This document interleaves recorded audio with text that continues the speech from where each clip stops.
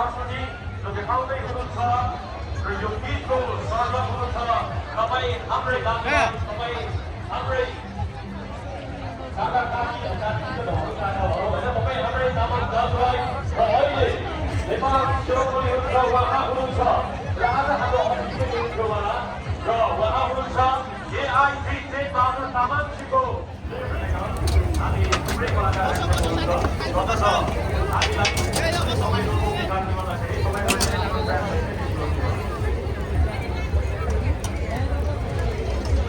नेपाल राष्ट्रिय तामाङ सांस्कृतिक हेतुका अध्यक्ष पनि हुनुहुन्छ र त्यसै गरी विशेष अतिथि नेपाल तामाङ सांस्कृतिक हेतुका अध्यक्ष एवं यस सांस्कृतिक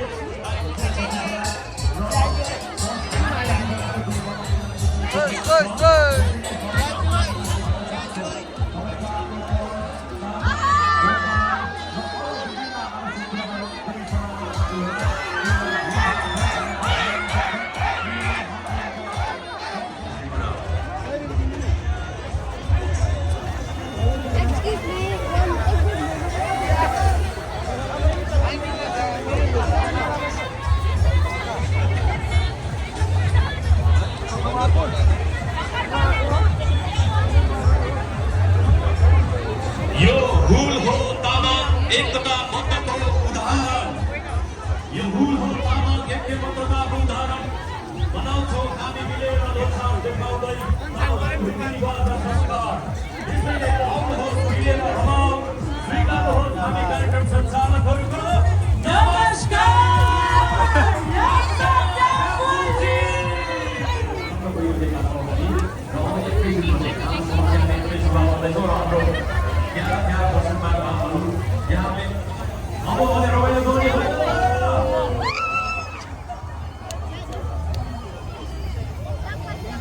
सबैजनाले ताली बजाउनुपर्छ हामी अब सांस्कृतिक कार्यक्रम गर्छौँ। त्यसै गरी 12 वर्षको बच्चा फेरि हराएको सूचना आएको छ। पेन्सल वाइवा हराएको दाई राजु वाइवा कुरिरहेको छ स्टल नम्बर 10 मा। पेन्सल वाइवा 12 वर्षको भाइ तपाईलाई दाइले कुरिरहनु भएको छ 10 नम्बर स्टल। त्यसै गरी अर्को एकजना बहिनी हुनुहुन्छ हामीमा अघिदेखि रोएर बसिरहनु भएको छ उहाँ माकलबारीबाट आउनुभएको छ प्रिन्सेस तामाङ रहेको छ। प्रिन्सेस तामाङ हामीमा आइपुग्नु भएको छ उहाँ हराउनु भएको छ। उहाँको मम्मीको नाम सरिता तामाङ र बाबाको नाम सबिन तामाङ रहेको छ। तपाईहरू जहाँ पनि हुनुहुन्छ छुट्नु भएको परिवार हाम्रो अनुरोध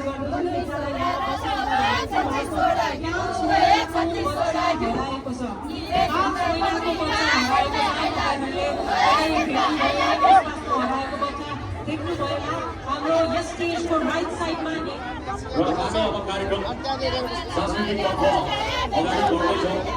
त्यसर्थ फेरि एउटा हामी यहाँ समक्ष सांस्कृतिक कार्यक्रम सुरुवात गर्दैछौँ।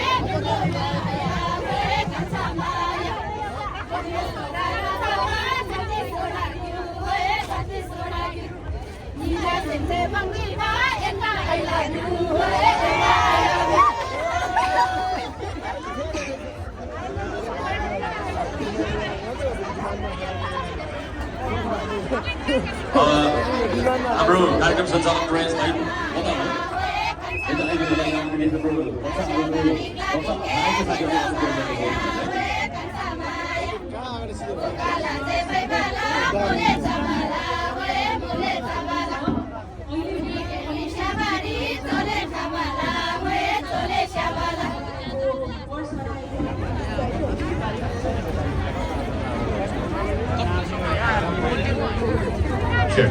Check. Hello. Check. Hello. Check.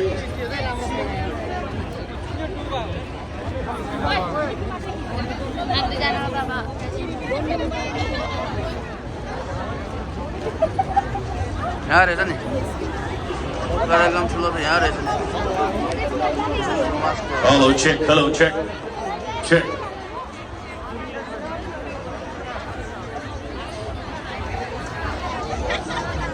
यताबाट एकदमै त्यो नबेलिदिनुहोस् है, त्यो बाघ भत्किनु लाग्छ सबैजनालाई फेरि अप्ठ्यारो पर्छ। अलिक पर गइदिनुहोस् ल।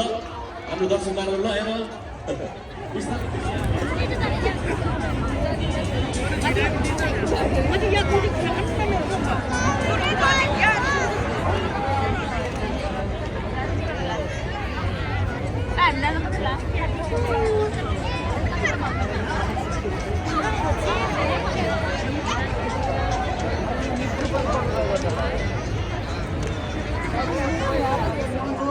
हामीले सामान्य शुभकामना मात्रै दिने हो।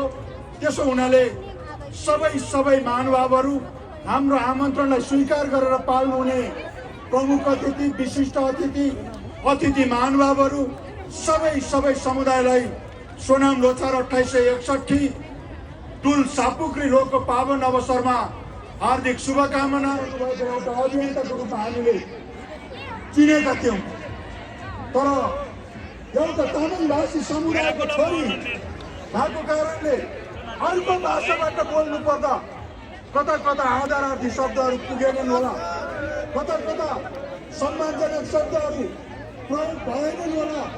त्यो कमी कमजोरी भयो होला। त्यो कमी कमजोरीप्रति क्षमा याचना गरेर उहाँलाई छिटोभन्दा छिटो यो राज्यले रिहा गरोस्, निशब्द रिहा गरोस्, भोलि नै छोडोस्। हामी त्यो आग्रह गर्न चाहन्छौँ।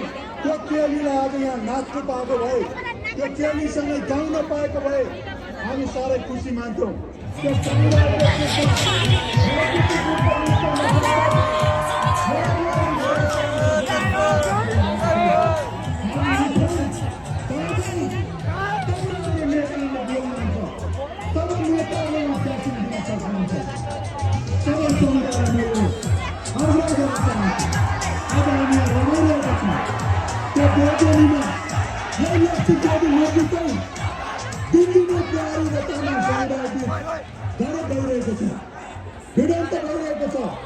बन्दुकको बल प्रयोग गरिरहेको छ तामाङ समुदायलाई। हामी यो राज्य सत्तालाई भनिरहेका छौँ, आग्रह गरिरहेका छौँ, बन्दुक र बलको प्रयोग नगर, तर समुदायको समस्याको समाधान खोज। हामी त्यो भनिरहेका छौँ।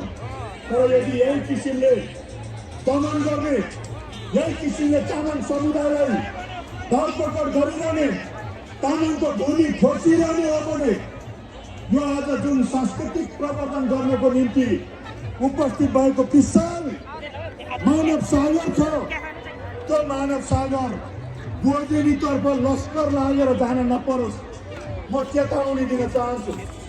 त्यसतर्फ राज्य सत्ताको ध्यान आकृष्ट गराउन चाहन्छु। आज हामी यहाँ रमाइरहेका छौँ। यो टुडी खेलका कारणले यदि दमन गर्न खोजिएको हो भने त्यो अब तामाङ समुदायले सहन गर्न तयार छैन। अब हिजोको तामाङ होइन, हिजोको रैती, हिजोको दास, हिजोको मासिनो भएर बाँच्न सक्दैन तामाङ समुदाय। अब एउटा नागरिकको रूपमा उठिसकेको छ, अगाडि बढिसकेको छ।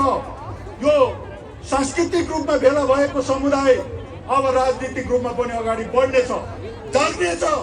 म यो कुरा आग्रह गर्दै आजले थुप्रै विशिष्ट यहाँहरूलाई हामीले समयको पाबन्दीको कारण यहाँ शुभकामना मन्तव्यको क्रममा जोड्न सकेनौँ। यसतर्फ म यहाँहरू समक्ष क्षमा पनि चाहन्छु।